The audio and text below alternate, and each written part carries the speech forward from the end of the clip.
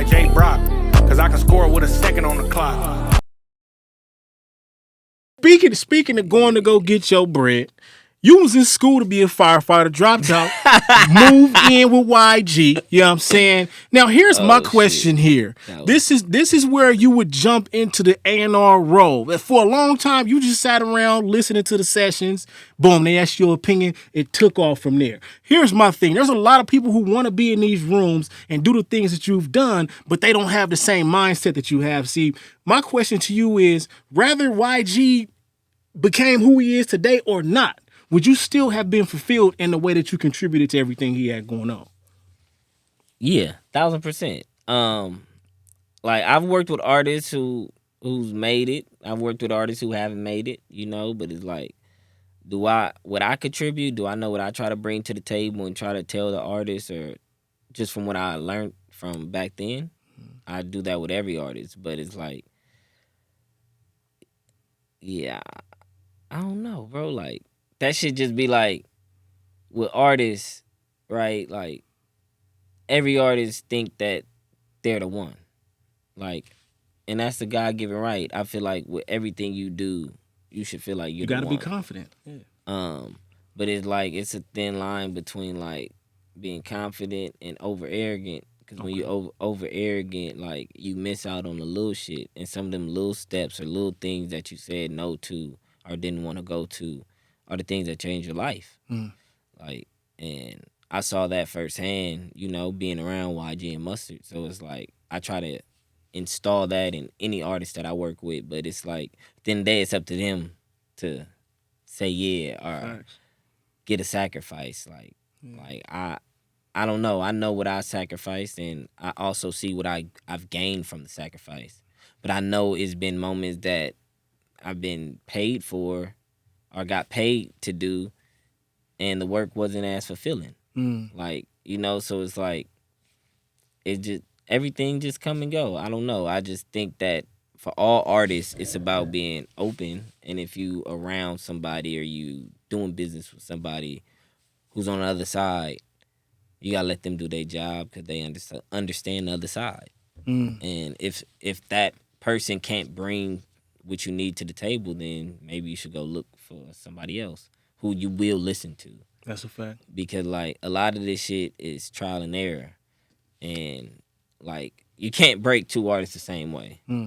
Like, everything is trial and error, and you got to see what works for that artist. So it's like, coming in the game for me, it was like, going to Interscope, when Joey gave me my first opportunity, when he gave me Dreezy, it was like, I honestly didn't know what to do. Uncomfortable, yeah. You know, but it like, that propelled me. That helped me like dig deeper into myself and dig deeper in the way I research or I thought about artists or what I thought I was going to do, and try to figure out like, okay, what can I bring to the table that's going to enhance this and take this to the next level. And having great friends like Terrence Martin and Rance from 1500, I was able to bring in the right people to understand what I was trying to do, but who have also been there before. So they help critique certain things that I didn't know how. And it's like, oh, okay. And you sit back and you learn certain things from other people, but everything has always been in the moment.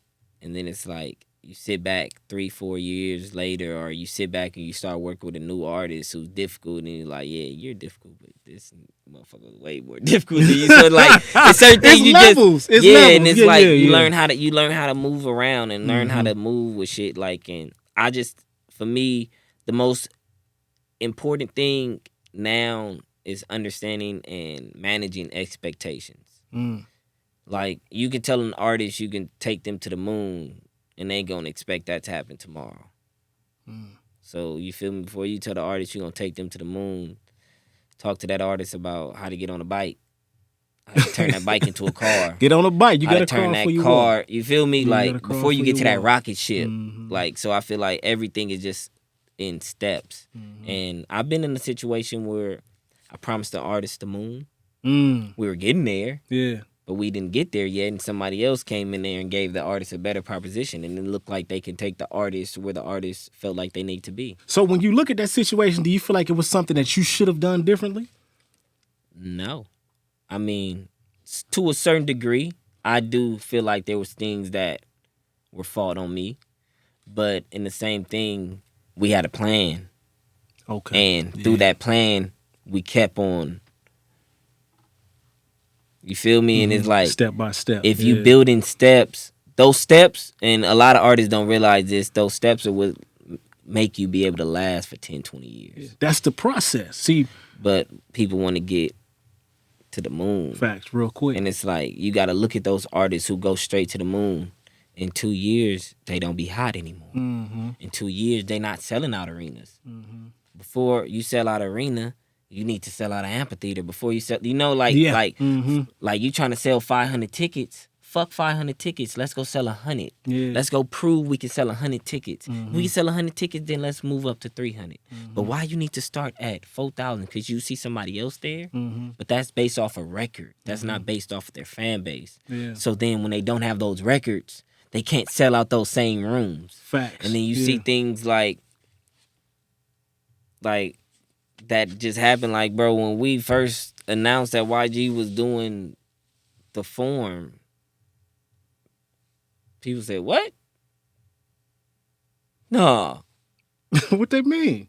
Nigga, and then that motherfucker sold out. So it's like everybody who thought different, eat that. Yeah. But it's like selling out the Forum came from all the hard work YG's put in. Every step. Whether he had the biggest album this year, whether he had the biggest record last year, he put in every step and all the hard work. So all these fans around here know who he is. Mm. So it's like, that's why they came out. Mm. Like, that's not about a record. And that's what a lot of these people in these offices and a lot of these people at these fucking, the buildings, touring agencies and all this other stuff. Mm-hmm. They talk about analytics and numbers and this and that. Mm-hmm. Like, and everything ain't built off of that. Mm-hmm. When you put in hard work and you did the steps, it's always gonna be right. Mm. Might not be perfect, but it's always gonna be right. And then you have to do things like that to remind people. That's a fact. That motherfucker felt like the Source Awards was back. I'm trying to tell you. That's a fact. That motherfucking Forum was so cracking. Yeah. If you was there, you was there. And if you wasn't, you know why. Well, I don't know why, but I wasn't there. I mean, I just couldn't get the ticket at the point in time. That's it. That's why. All. You know what I'm saying? It sold out. That's why. Don't make me feel bad. Shit. Okay, so you big on, you don't take losses. You learn lessons. Everything's a lesson. You know what I'm saying? Everything. I love. Everything is a lesson. I love that mindset. When you start taking losses, you lose. Yeah. And you got to remember, like, you only have one life. So until you dead, you ain't lost. Ooh, it's a lesson. That's a bar. Like, everything that I've been through has been lessons. Yeah. Would I take some back? No. Mm. Like, because I had to go through that lesson to understand what helped build me into the person I am today. The good, the bad, the ups and downs, I'll take them all over and over again. Because it's like, if some went a different way, I might not be this person. What was the most important lesson? I know you messed up phone calls, you messed up emails, you messed up meetings. What was the most important lesson? And when when you were in that hot seat, you feel me? How do you get yourself back to it's okay? I don't know, bro. Honestly, it really be in the moment. Like it's a different way you have to talk to yourself when you fuck something up or when you know you could have did better in something. It's a different way you got to talk to yourself and learn how to take certain accountabilities. Because somebody once told me that if you're on the team with somebody and they fuck up, even if you did your part, you fuck up too. And it's like, wow, but how? Because they say you're only as strong as your weakest link. You feel me? That's so like my brother's keeper. Exactly. So it's like, all right. So then I start looking at certain things a different way and learning I got to take accountability for myself and for the person next to me. Because it doesn't matter, like, what I feel or what I think. All that matters is the outcome. But that's what makes you an asset. You know what I'm saying? That's what makes people want you to come around. Like, I'm big on, I feel like once you find the way that you can serve people and be happy with it, I feel like that's your purpose in life. Facts. You can wake up and because it's gonna make you happy. It's what makes you fulfilled. 1,000%. Like, even for me, like, bro, I had a store in the Slauson Swap Meet. It had its ups and downs. I called it the shop off Fairfax. I was really like trying to market the stuff on Fairfax and take it closer to the east side because like my homies don't shop over there. Yeah. They fuck with the stuff, but they didn't shop over here. Yeah. So like, but shit, growing up, we went to the Slauson, we went to the Broadway. So like, I ain't doing no shopping at Broadway Swap Meet. I'm gonna do a shop at Slauson Swap Meet. It was a great learning experience. Mm-hmm. It was a very small shop in the back. Mm-hmm. I had it for like probably like a year and a half, and I was getting to the point where it was about to fold, but somebody else liked what I was doing, so they wanted to buy it. Mm. So I sold the business. Yeah. Not the name, but the business. Wow. And how did that pay off for you? It helped me break even towards the end, but they didn't have the same resources, same connections that I had, so they end up start selling different stuff, so it ended up not working for them. I messed up the DNA of it. You know what I'm saying? So like, but that was a great learning experience for me. And then I turned around a few years later. I opened up a vintage store. Yep. On Pico. The pandemic caused it to go down. You know, it was going great. It started off great. Built out the place, did a lot of murals, made it one of those things, one of those places where like you gotta come. Yeah. Fuck selling online. I want you to come. I want you to enjoy the experience. When you're in LA, this is about being an experience. Mm-hmm. Pandemic ruined that.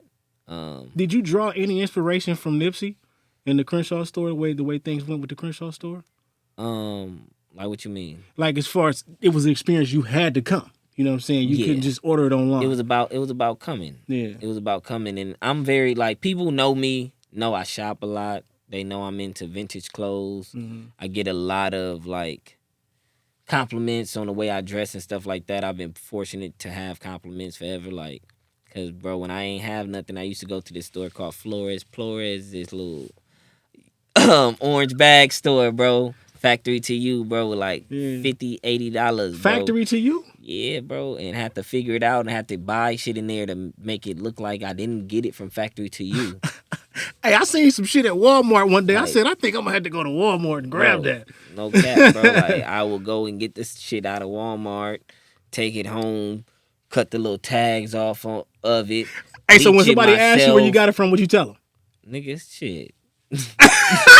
Nigga, my auntie got it, nigga. I got it from somebody else. Shit, like honestly, like everybody on it, like bro, like I swear to God, like, and this is some whole other shit. I remember this from this was like when I was in 9th grade, bro. Speaking of Jordans, like I had a pair of Jordan 4s, right?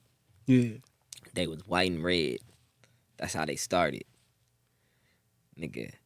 You know, you watch them motherfuckers too much. That white ain't white, nigga. So the nigga more gray. Nigga, I painted them all red. Oh. So then I had all red. Yeah. And then nigga, that shit was the red started coming off. Nigga, I painted the motherfuckers black. Oh, nigga, I turned one pair of Jordans into 3. Hey, nigga, that is game though. Like I was doing that type of shit. Like I was doing that type of shit in 9th grade. And didn't care what nobody had to say. Did anybody get on you? Tight. Oh, that's crazy. Like bro, like one thing, like I've always and that's how tattooing came a little easier for me. Like I've always knew how to like paint and shit like that. And then it was like I had this homie on the east side. His name was Chris. He used to be with Tie-Dyes and all them. Shout out to that movement. Yeah. But he used to paint. So you know they used to wear them shirts. They used to have the chains on it and all that shit. Like the little holes and shit. The spray painted shirts. Yeah. He was the dude who was doing that for them. Okay. He stayed 2 blocks away from me. He was like, how I was when I was in 9th grade, he must have been like in the 11th grade or something like that.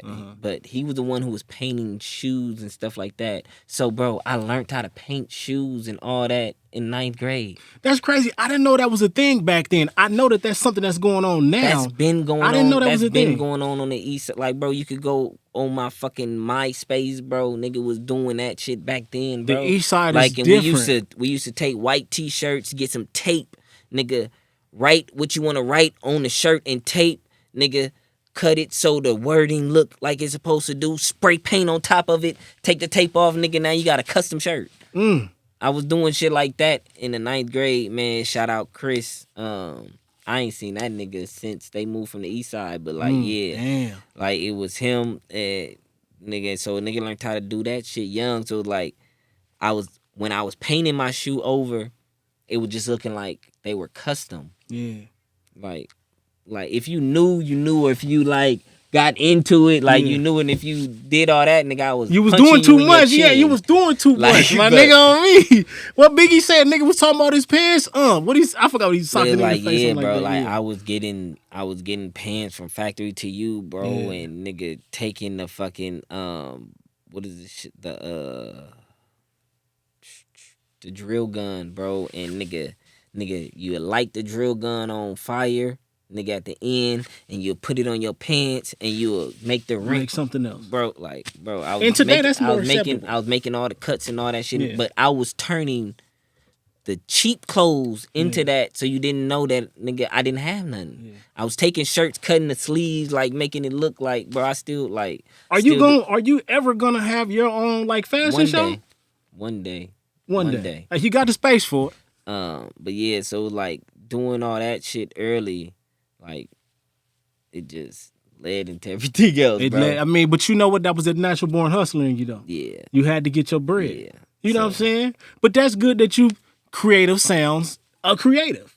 Fact. A real creative. You know what I'm saying? So how many people would actually like come to you, nigga, I need this made, I need that made? Oh no. I wasn't doing it for other people. You was doing it for yourself. Just for myself. Yeah. Like, nigga, I wasn't trying to, I didn't want it to be known. Mm-hmm. Like, I don't know, like, bro. Like, yeah, I'm doing it for nigga, me. I was literally like, bro, I had like fucking, what was it, a Toshiba laptop, bro? And nigga, I used to go on the site, nigga, looking on Dolce. I used to look on fucking, nigga, whatever was cracking. Look at the clothes. Mm-hmm. Pay attention to the clothes. Go get that cheap ass shit I can from Factory to You, bro, and try to make it look like that. And today get the light jeans. Yeah. Add the bleach myself. Cut it up myself. Put it in the microwave. It's this little trick I used to do, man. In the microwave, bro. I used to do all type of shit, bro, to make it look like, bro, I had the shit. Yeah, and shout out to Fashion Nova. That turned into my drip. Shout out to Fashion Nova for me, because they got some shit for the low. Tell Fashion Nova send me the check, man. What you? Oh, I don't know. I don't know. Fashion Nova man, what's up? Send me a check, Nova, man. Send him the check. For real, send him the check. Fashion Nova is really a game changer for me, because I don't like spending money on clothes like that. Yeah. I really don't. I like to keep shit. Honestly, bro, I went all last year and didn't buy myself no clothes. Yeah. I just bought myself some shit this year. It's grind. Just finally feeling like I deserved it. Yeah, nah, I ain't been buying myself shit. I was about to buy myself them big ass red boots, and the nigga just tried to double upcharge me. Nigga tried to give him the red boots for a band. For a whole band. For a whole band. It ain't worth it. You know what I'm saying? It's not worth it. Now speaking on this, the Creative Push record label, pray until something happens. You got Gutter Brack and it's Take-Two times still with you? Yes. Okay, shout out to that. Now how many artists do you have in total? I know you said you signed about 5 to 6 at one point. So right now, that I can speak of, I have 2 artists signed and 2 producers signed. Okay. Gotcha. And really just developing them. Take-Two times will be dropping towards the end of this year. Mm-hmm. It's gutter season right now. Shout out to Gutter Bracken. And I want to keep it. I want to keep it like that. When I move around my artists, I want you to understand, like, it's about this artist at this time and this artist at that time. Like, I don't want it nothing to really overshadow. I want it to be fair with my time. Got you. Now, Take Two Times is from Indianapolis? Yeah, Okay, and your dad's side of the family is from Indianapolis? correct. Okay, have you been out there? I've been going to Indiana since I was. I'm saying Indianapolis. Just say Indiana. That's it. Yeah, I've been going out there since I was like 11 years old. I used to have to go out there in the summertime. I used to go out there sometime during the winter, you know, to be with, not with my dad, but with that side of the family. My grandparents are very family oriented. My grandfather was a pastor. He has a church out there. My uncle runs it now, Truth Apostolic. Shout out to that. Yeah. And so, yeah, my family out there are very, very into church and into family and into loving and being together. So even though my dad was a deadbeat, they always wanted me to know that that side of my family loved me and it didn't matter. He was going through his own thing, and that didn't stop the family from treating me like family. Well, shout out to that, man, because shit, my dad's a deadbeat too. You feel me? Look where we at. Yeah, hey, You know? I had my step pops. Shout out to all the great step pops out Facts. there. I had a great godfather. Shout out to my godfather. Shout out to that. How much more determined? Because you're a father now, right? Yes. How much more determined did that make you to when you knew that you was having a kid? I don't give a damn what I'm going through. I'm gonna be there for my kid. Man, having a kid is amazing. The teachers are actually on strike right now. Y'all need to pay our teachers some more money. Definitely. You feel me? Because I need my kid back in school. My kid is actually in my office right now. Oh, okay, So, for sure. Shout out to that. But like, what type of determination did that give you? Because like, I'm like beholding my son sometime, and I'll be like, man, this shit easy. You feel me? I would never not want to be here for my kid. Yeah. That, I mean, it definitely gives you that, and it gives you a different hunger because, like, I ain't making, like, when I started making a little money and started doing things, like, it was for me. But it's like, I can't buy myself a pair of shoes if I can't buy him a pair of shoes. Yeah, Like, I understand so that. it's like, I'm living in that now, and my son is 11, and he tells me what he wants, and he ain't like, no, Dad, I just want a new pair of shoes. No, Dad, I want these Yeezys, this color, like, and he's very particular on what he wants. So it's like, I take pride into getting him exactly what he wants, so he knows that he's deserving. Like, and all I ask in return is that he go to school, and you know, he respects his mom. You feel me? And you know, just don't follow my negative footsteps. Like, I try to keep that side away from him, but it's like,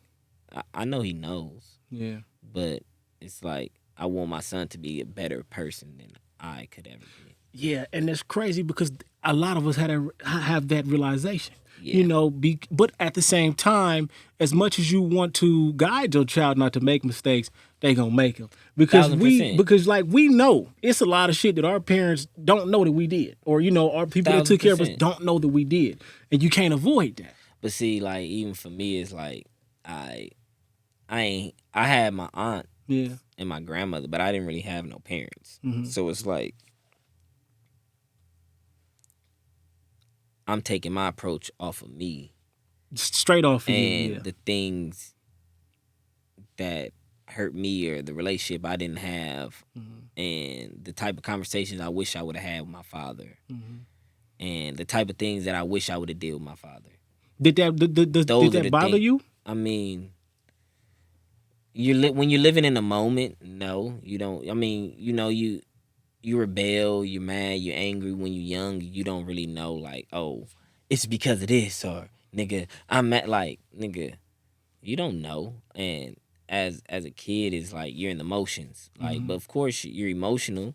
Your cousins get picked up by they dad, or this happened or this happened. It's like you get a different anger and you don't even know why you mad. You just want to go punch something, but you don't know. Like, I knew that my mother was dead, but I didn't like really realize that my mother was dead until I was probably like 13.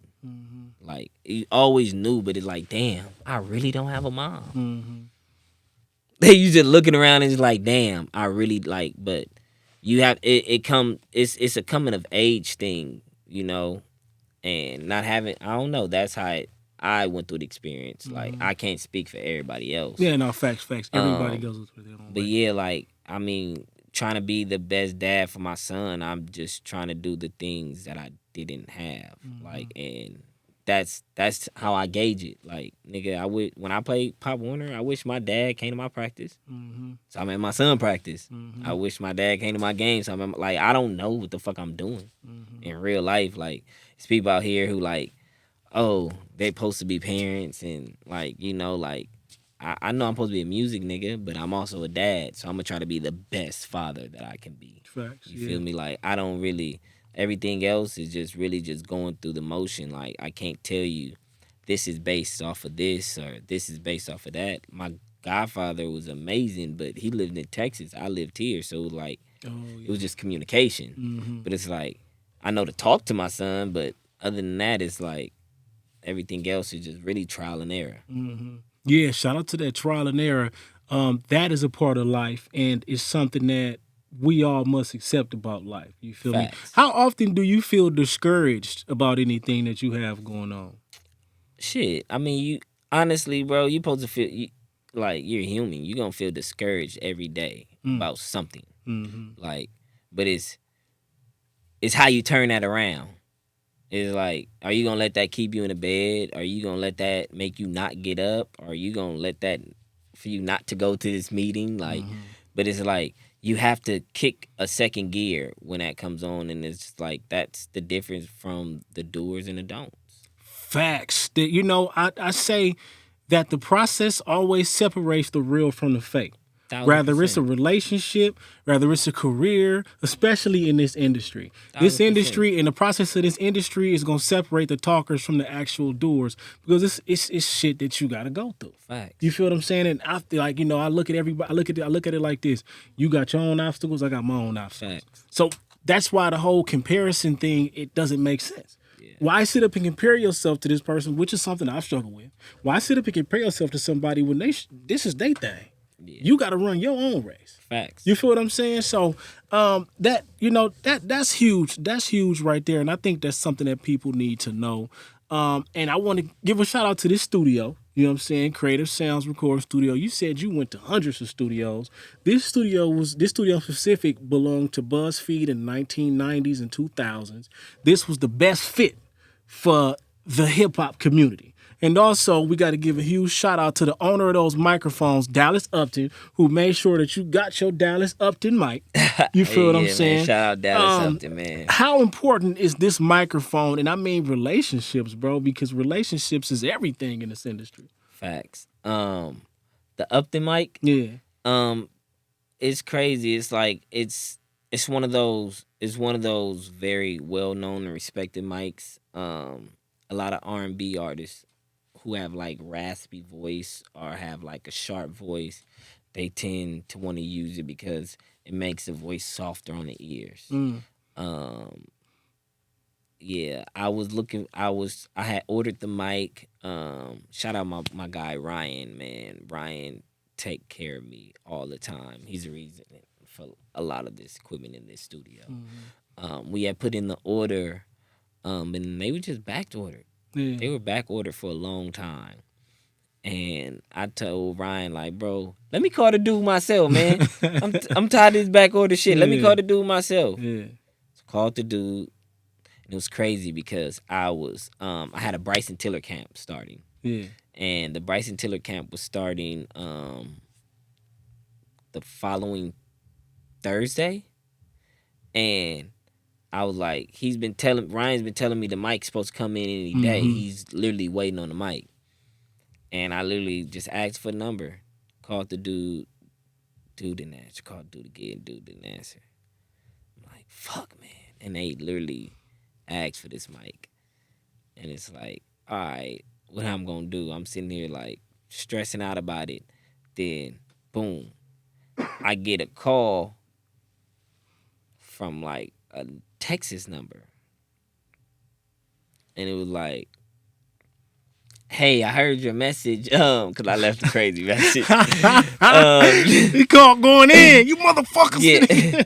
This is Dallas Upton, owner. And then, and I just would tell him, like, look, bro, like, I'm in over my head. I kept it real with him. I ordered this mic, you know, and I've been getting to run around. I've already lost certain sessions because like people call in and they're asking for certain things, and a lot of relationships that I have are with people working in R&B world. And this is a particular, like, all the rappers love a Sony C800, but if you like a real singer, you want a Telefunken or you want Upton 251. And yeah, and I was just telling him, I'm like, bro, I got this camp, and I really need to make this money. Like, this camp, this buddy, I really need to make this money, bro. Like, I'm a black-owned studio. I'm one of the only black-owned studios in Hollywood, and I'm not trying to lose this camp to. Yeah. And I ain't gonna say no other studio names because I ain't no hater.